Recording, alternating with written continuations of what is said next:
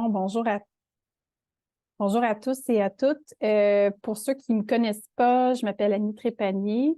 Je suis psychiatre en psychiatrie et toxicomanie, puis je fais aussi partie là, de l'équipe de ECHO. Euh, donc, c'est possible que vous m'ayez déjà vu dans ce contexte. Donc, aujourd'hui, j'ai la tâche de rendre, j'espère, un peu plus digeste la neurobiologie du trouble d'usage d'alcool. Et voir aussi comment cet apprentissage-là peut s'appliquer tant pour nos connaissances cliniques, mais aussi dans nos explications qu'on peut offrir à nos patients. Donc, je vais regarder, je ne sais pas si, je crois que j'ai le contrôle. Excellent.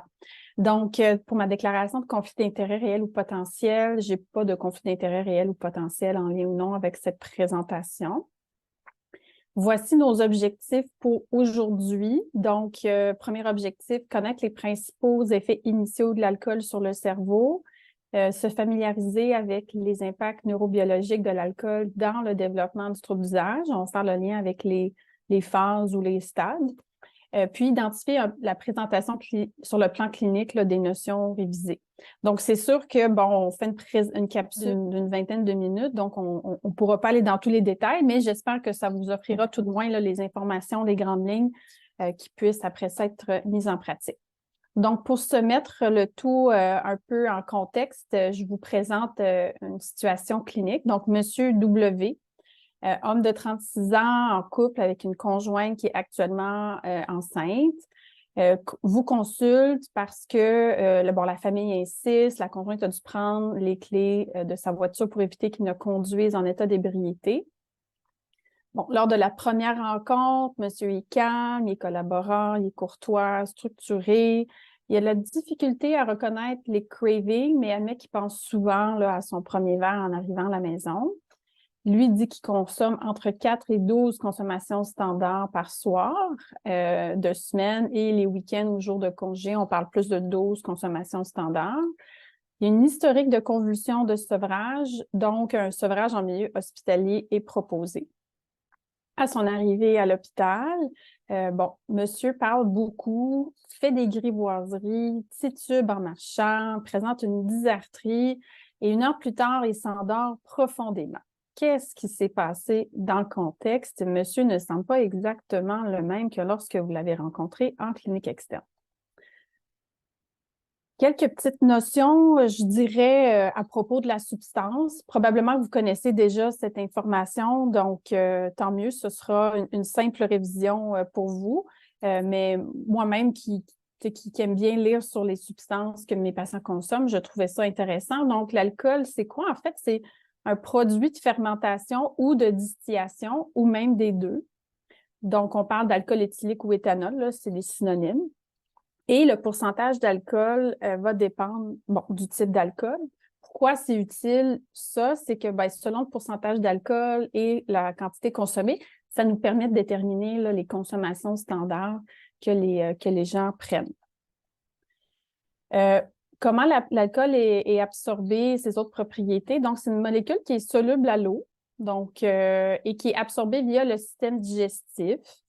Il semble y avoir certaines différences hommes-femmes, notamment parce qu'on parle de différences dans le métabolisme au niveau gastro-intestinal, de l'amorce finalement du métabolisme entre les hommes et les femmes, comme quoi les femmes, on métaboliserait moins que les hommes au niveau gastro-intestinal. Il y a certaines études qui réfutent ça, mais en général, c'est ce qu'on peut retrouver dans la littérature.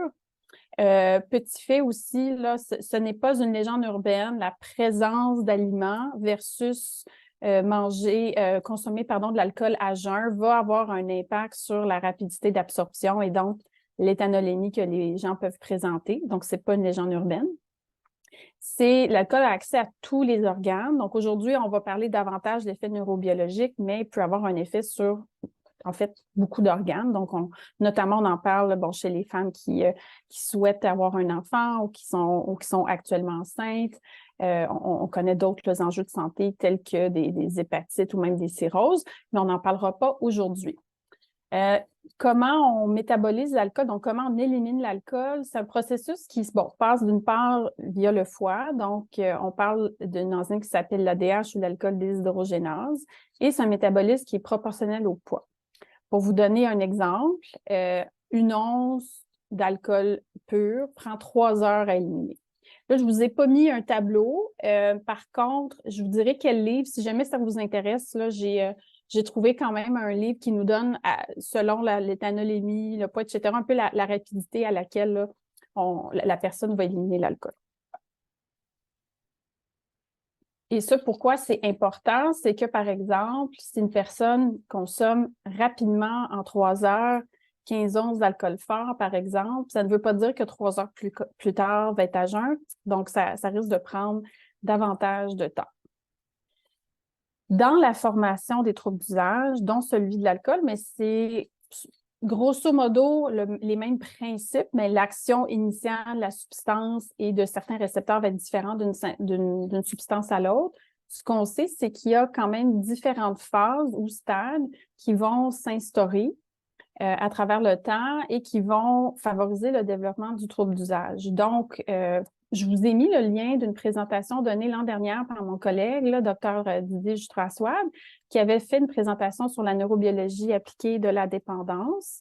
Mais grosso modo, les 3 stades qui sont discutés sont l'intoxication ou aussi donc l'intoxication, le sevrage et le craving ou phase d'anticipation. Donc ça, c'est principalement pour vous faire un rappel pour ceux qui ont eu l'opportunité de voir la présentation l'an dernier ou encore peut-être vous donner le goût d'aller revoir ces notions-là si vous n'avez pas eu la chance de voir la présentation.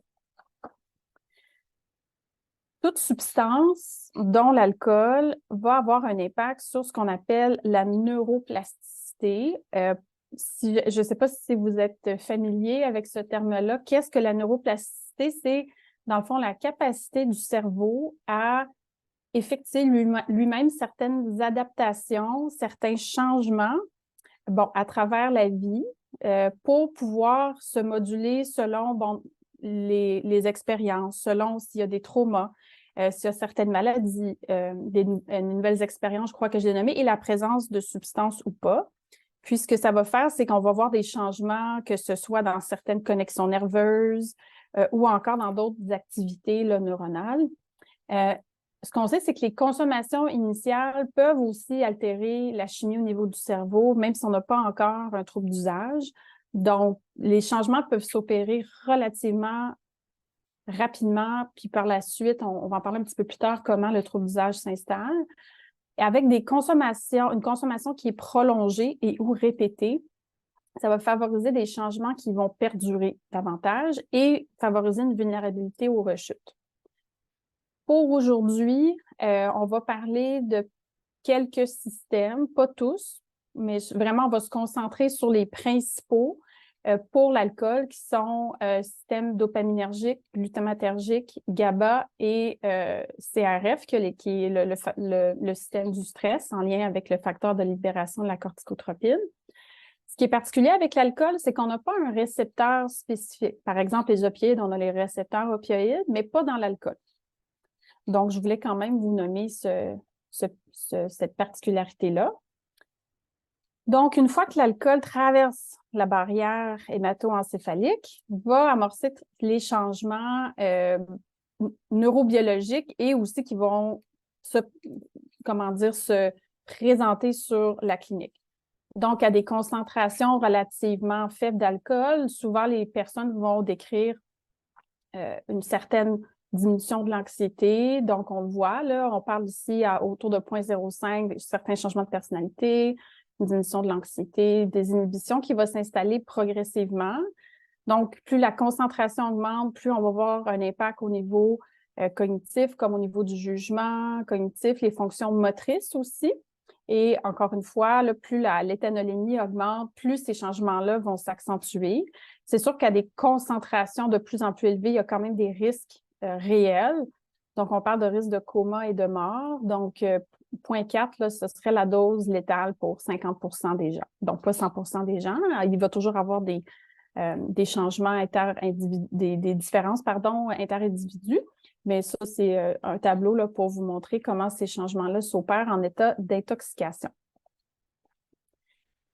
Le circuit de la récompense, dont vous avez probablement déjà entendu parler, est impliqué dans l'amorce de l'installation du trouble d'usage, mais ce n'est pas le seul circuit qui explique pourquoi est-ce que les gens continuent de consommer, mais c'est quand même dans l'amorce un des facteurs déterminants, notamment aussi parce qu'il est impliqué là, dans la formation des habitudes.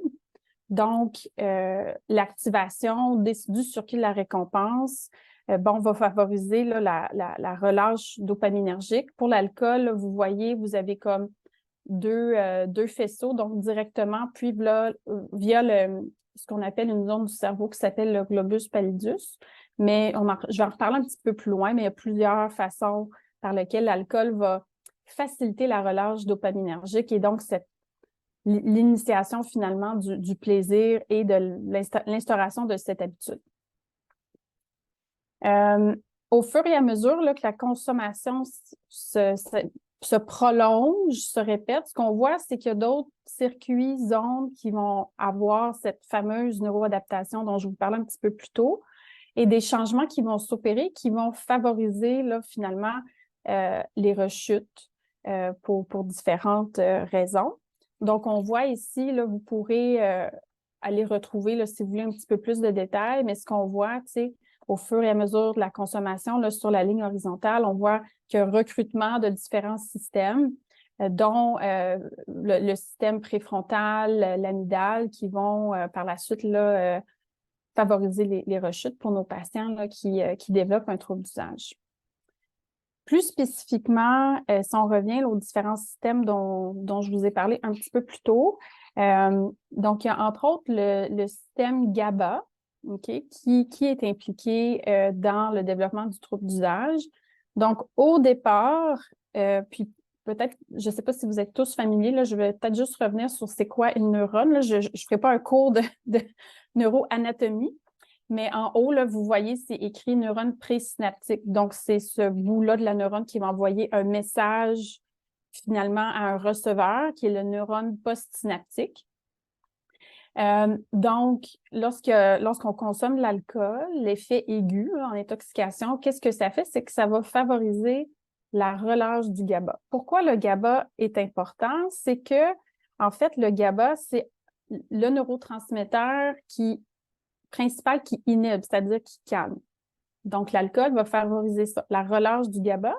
Et aussi, on va voir une augmentation de ce qu'on appelle les récepteurs GABAergiques qui vont finalement entraîner une réaction en chaîne pour avoir cet effet-là relaxant, calmant, inhibant finalement du GABA. Donc ça, c'est ce qu'on voit en consommation aiguë, en intoxication. Pour ce qui est du glutamate, puis là, ici, je ne vous parle pas du glutamate monosodique qu'on retrouve dans le chinois. C'est plus un système et un neurotransmetteur qu'on a dans le cerveau. Donc, le glutamate, c'est quoi? C'est l'inverse du GABA, finalement, du système GABA. Donc, c'est un système qui va tendre à exciter, à activer. Donc, ce qu'on va voir en état d'intoxication ou au début, là, lorsque la consommation est plus importante, l'alcool va inhiber l'effet glutamatergique. Donc, qu'est-ce qu'on va voir? Ce qu'on va voir, c'est qu'on va diminuer la relâche, finalement, de cet agent excitateur-là. Donc, on va comme accentuer un peu l'effet calmant qu'on parlait plus tôt avec le GABA. Puis aussi, ce qu'on va voir, c'est que ça va inhiber les récepteurs. Fait que quand on va recevoir, tu sais, même le glutamate, là, les récepteurs vont tendre à être inhibés. Donc, on va diminuer même l'effet du système excitatif. J'espère que pour l'instant, c'est assez clair parce que ces phénomènes-là peuvent être quand même pas toujours simples là, à bien intégrer. Donc là, on a parlé du système GABA, système glutamatergique. Maintenant, on va regarder le fameux système dopaminergique. Donc, de quelle façon l'alcool, initialement, va jouer sur la relâche de la dopamine. Donc, par 3 façons, notamment par la relâche d'endorphine, tu sais, qui va, elle, inhiber, ça peut faire un effet comme inhibition et augmentation, donc en deux temps. Donc, l'alcool va passer par une relâche des endorphines qui va diminuer le GABA. Je vais essayer de vous montrer, là. Est-ce que vous voyez ma petite flèche ici? La voyez-vous, mon curseur, ou non? Non, on voit pas la flèche. Ah, zut. OK, bon. Ben, écoutez, en haut, à côté de la lettre A, finalement, tu sais, ce qu'on va voir, c'est que finalement, tu sais, l'alcool va faire en sorte qu'on va inhiber on va accentuer la relâche d'endorphine qui, elle, va inhiber GABA et ça va augmenter la dopamine. Bref, pourquoi c'est important? C'est que c'est un mécanisme d'action, soit dit en passant, d'un des médicaments qu'on prescrit, là, qui est l'analtrexone, qui est un inhibiteur là, des récepteurs opioïdes. Donc, c'est via finalement cette cascade-là que ce médicament-là agit. L'alcool inhibe aussi, le glutamate, comme je vous disais plus tôt, donc va augmenter la relâche de la dopamine. Puis l'alcool va aussi augmenter directement les activités des neurones dopaminergiques. Donc, on retourne un petit peu à notre Monsieur W. Donc, monsieur est maintenant sur l'unité depuis 6 heures. Il se réveille en fin de sa sieste, qui était plus tôt, je ne sais pas si vous vous rappelez un petit peu, je vous avais montré le tableau de pharmacodynamique avec l'augmentation de l'éthanolémie qui peut mener avec un effet hypnotique. Ben, c'est un peu ce qui est arrivé, il s'est endormi. Donc là, finalement, il se réveille, il nous révèle que finalement, peut-être qu'il consommait davantage, voire même, la veille, avant de son admission, a consommé 24 bières entre la fin de la journée et son entrée à l'hôpital, puis qu'il consommait peut-être plus que révélé. Vous voyez d'emblée là, qu'il est inconfortable, il y a des nausées, il y a des tremblements qui sont visibles au repos, puis la pression artérielle est élevée. Qu'est-ce que vous pensez qu'on observe en ce moment? Est-ce qu'il est en intoxication? Est-ce qu'il est en craving? Est-ce qu'il est en sevrage? Vous pouvez répondre dans le chat. Et sinon, je vais vous donner la réponse dans 2 secondes. Ce qu'on voit, c'est qu'il y a des symptômes de sevrage là, qui s'installent. Donc, comment on explique ça avec l'usage répété de l'alcool? Là, il y a des changements, je ne sais pas si vous vous rappelez des changements que je vous disais qui perdurent davantage. Donc, c'est ça qu'on va voir lorsqu'on retire la présence de la substance. Le cerveau va être comme sans l'alcool, mais va avoir encore toutes les neuroadaptations qui ont été faites. Et donc, c'est ce qui explique la présentation de symptômes de sevrage. Il n'y a plus rien. Donc, son fonctionnement usuel, entre guillemets, avec l'alcool maintenant a changé. Donc, ce qu'on voit là, après l'usage chronique et le sevrage, donc en absence d'alcool, l'activité GABA est réduite. Je ne sais pas si vous vous rappelez, ça, c'est l'effet inhibiteur qui peut être calmant. Donc, d'une part, la relâche du GABA par les neurones présynaptiques va être diminuée et en plus, il va y avoir eu un remaniement des récepteurs, ils vont être moins efficaces, donc vont moins faire leur bon travail, même de transmettre le message quand le GABA va venir se connecter. Donc, l'effet global va générer cet effet d'anxiété puis d'hyperexcitabilité qu'on peut voir là, s'installer là, chez Monsieur W. Donc, non seulement il va avoir un effet sur le GABA, mais aussi sur le système glutamatergique. Donc, en l'absence d'alcool, là, ce système-là s'est adapté. Et donc, au contraire, là, étant donné qu'il a tellement vécu d'inhibition, là, il tendait vers l'équilibre, c'est-à-dire d'augmenter sa présence. Donc, en l'absence d'alcool, ce qu'on voit, c'est que la relâche du glutamate va être augmenté. Et en plus, le nombre de récepteurs aussi va s'être augmenté parce que on essayait tellement d'inhiber le cerveau que le système glutamatergique s'est dit non, pas du tout, là, il faut qu'on soit plus efficace. Donc, c'est ce qu'on retrouve en sevrage. Et ça aussi va expliquer la présentation d'hyperexcitabilité, de malaise là, qu'on peut voir là, chez nos patients, notamment en phase de sevrage et même juste avant les rechutes. Parce que le sevrage aigu, mais il y a quand même certaines choses ces neuroadaptations-là vont quand même être présentes jusqu'à un certain niveau, même une fois le sevrage aigu complété dans un centre hospitalier ou en détox.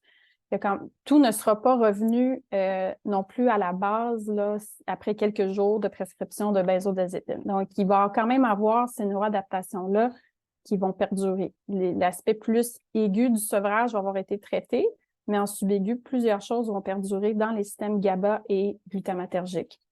Pour ce qui est de la dopamine, ce qu'on sait, c'est qu'en sevrage, en fait, c'est qu'il y a moins de dopamine. Et lorsqu'il y a reconsommation, l'effet directement de la consommation, l'effet sur les neurones de dopamine, ils vont être comme accentués parce qu'il y a comme une sensibilité qui s'est installée. C'est-à-dire, tu sais, c'est comme je ne peux pas dire une fracture, mais juste pour vous donner une image, tu sais, c'est comme si on va aller retoucher dans un endroit qui est déjà très fragile et donc ça va se réactiver beaucoup, beaucoup plus vite dans son mécanisme là, de relâche dopaminergique. Donc, tout ça là, va comme favoriser, tu sais, oui, l'intox, mais bon, le sevrage, la phase d'anticipation et de craving, et tout ça va comme contribuer au fait que les gens vont reconsommer, entre autres.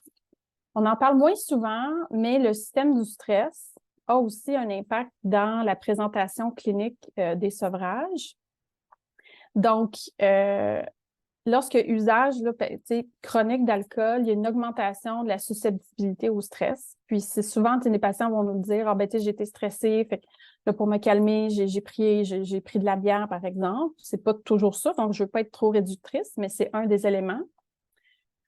Donc, en plus des adaptations là, des systèmes GABA et glutamate, il y a une adaptation dans le système du stress, c'est-à-dire là, la fameuse hormone de la corticotropine ainsi que des récepteurs. C'est pas entièrement compris, mais on sait que ça a un impact et ça va générer une cascade de réactions augmentant là, finalement la présence d'anxiété.